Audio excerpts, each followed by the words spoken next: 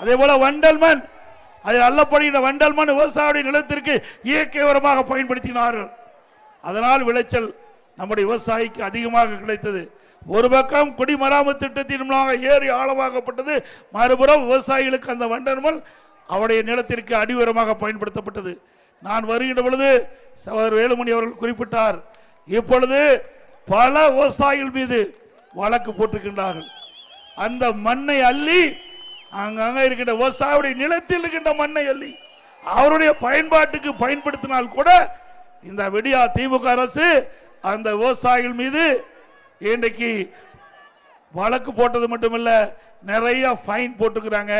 மீண்டும் அண்ணா திமுக ஆட்சிக்கு வந்த பிறகு இதையெல்லாம் பரிசீலித்து சட்டப்படி நம்முடைய விவசாயிகளுக்கு அவருடைய சொந்த தேவைக்கு அங்க அவருடைய தோட்டமோ இல்லது அனுமதி பெற்றோ அந்த வண்டல் மண் அள்ளிக்கொள்ளலாம்.